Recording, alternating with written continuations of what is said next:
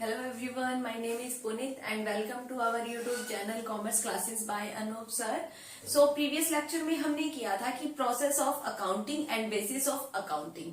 अगर हम प्रोसेस की बात करें तो हमने एक्सप्लेन किया हुआ है प्रीवियस लेक्चर में कि क्या प्रोसेस रहती है अकाउंटिंग की। अगर आप हमारे चैनल पे नए हैं तो आप प्रीवियस लेक्चर हमारा देख सकते हैं process of accounting and bases of accounting की। अगर हम बात करते हैं तो बेसिकली हमारा 3 पार्ट्स में डिवाइड होता है हमारा basis of accounting. Cash basis पे हम ट्रांजेक्शन कर सकते हैं, अक्रूवल बेसिस पे कर सकते हैं एंड मिक्स बेसिस पे कर सकते हैं हम। So today we will discussion about the cash basis of accounting and accrual basis of accounting. अब बात करते हैं हम कैश बेसिस ऑफ अकाउंटिंग क्या होता है and accrual basis of accounting क्या होता है।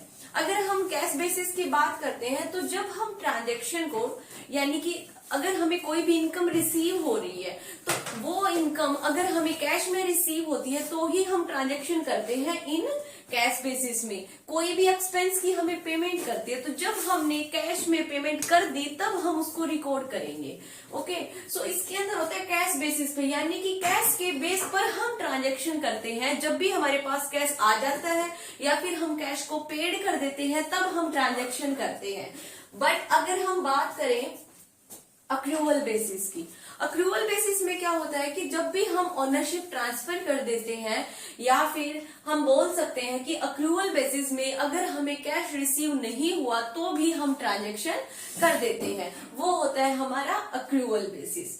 तो बेसिकली अब हम जानेंगे कि इन दोनों के अंदर डिफरेंस क्या होता है। ओके, आप सभी को भी पता होगा कि दोनों के अंदर डिफरेंस होता है and this is very important concept and आपके लिए बहुत ही इंपॉर्टेंट कंसेप्ट है और आप जरूर इसको स्टडी करें। सो फर्स्टली डिस्कशन करते हैं डिफरेंस कैश बेसिस में। कैश बेसिस में क्या होता है, record only the cash transaction. किसको रिकॉर्ड करते हैं हम? ओनली कैश ट्रांजेक्शन को। जैसे कि नाम से ही डिनोट हो रहा है कि हम किसे डिनोट करते हैं, कैश। कैश बेसिस है तो जो भी हमारी कैश से रिलेटेड ट्रांजेक्शन होती है उन ट्रांजेक्शन को हम एंटर करते हैं। अब अगर बात करते हैं अक्रूवल बेसिस की, अक्रूवल बेसिस के अंदर हम cash as well as credit, जो ट्रांजेक्शन हमारी कैश में हुई है, जिनका हमने लेन देन कैश में किया है एंड जिसका हमने अगर कोई भी चीज परचेज की है, सेल की है, वो हमने क्रेडिट में की है तो वो आ जाता है हमारा अक्रूवल बेसिस पे। ओके, नेक्स्ट पॉइंट हम डिस्कशन करते हैं। Next second point is only those income are recorded which have been receive in cash. Only उन इनकम्स को हम रिकॉर्ड करते हैं जो हमें कैश में रिसीव होती है। एंड अगर हम अक्रूवल बेसिस की बात करें तो फिर उन इनकम को रिकॉर्ड करते हैं whether receive in cash and not, चाहे हमें कैश में रिसीव हो या ना हो, उन इनकम को हम रिकॉर्ड करते हैं। Third point is that expenses are record which have been paid in cash। जैसे कि हमने इनकम का किया, सिमिलर कॉन्सेप्ट हमारा एक्सपेंसेस का रहता है। जब हम एक्सपेंसेस की कैश में पेमेंट कर देते हैं तो हम उसको किस में लिख देते हैं, कैश बेसिस में मान लेते हैं।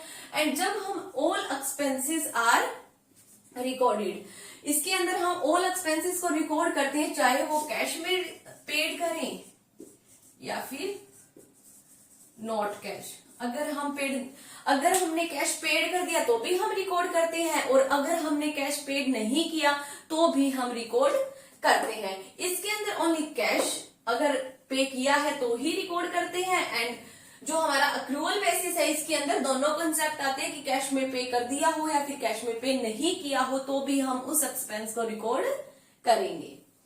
सो नेक्स्ट करते हैं अभी fourth point is that Not consider outstanding expenses, prepaid expenses, accrued income and income received in advance। जो हम कैश बेसिस पे करते हैं तो एज यू ऑल नो कि कैश बेसिस के अंदर जो हमारा कैश से रिलेटेड है उन्हीं ट्रांजेक्शन को हम रिकॉर्ड करते हैं। तो जो हमारा आउटस्टैंडिंग एक्सपेंसेस है, प्रीपेड एक्सपेंसेस है, ये हमारा कैश से रिलेटेड नहीं है तो इनको हम कंसीडर नहीं करते। बट अक्रूवल बेसिस में इन सभी आइटम्स को हम कंसीडर करते हैं। Okay, next point is that note recognise under the company act 2013। जो हमारा कैश बेसिस ऑफ अकाउंटिंग है वो हमारा कंपनी एक्ट 2013 के अकॉर्डिंग रिकॉग्नाइज नहीं है, बट जो हमारा अक्रूवल बेसिस है वो रिकॉग्नाइज है अंडर द कंपनी एक्ट 2013। अब हम बात करते हैं नेक्स्ट पॉइंट की।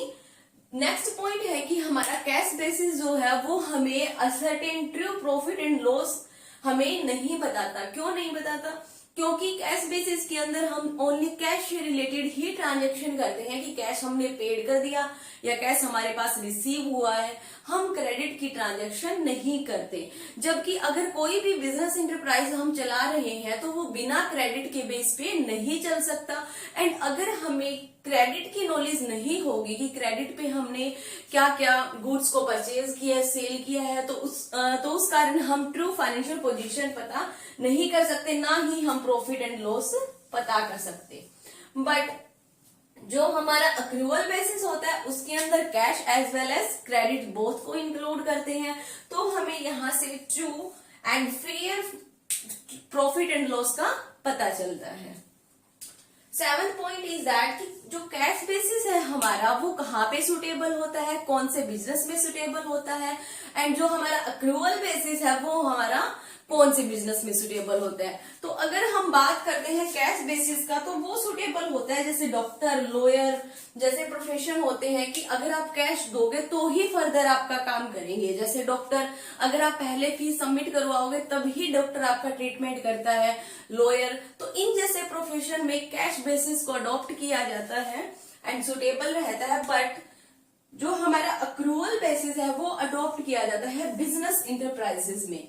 जो भी कोई भी बिजनेस चला रहा है उसके लिए कैश भी इंपॉर्टेंट होता है एंड क्रेडिट ट्रांजेक्शन भी इंपॉर्टेंट होती है। So this is all about the difference between the cash basis and accrual basis of accounting. Hope so आप सभी को समझ आया होगा। अगर आपको समझ आया तो आप लाइक कीजिए, शेयर कीजिए एंड सब्सक्राइब कीजिए चैनल को। अगर आपको कोई प्रॉब्लम हो तो आप कमेंट बॉक्स में बता सकते हैं। Thank you everyone.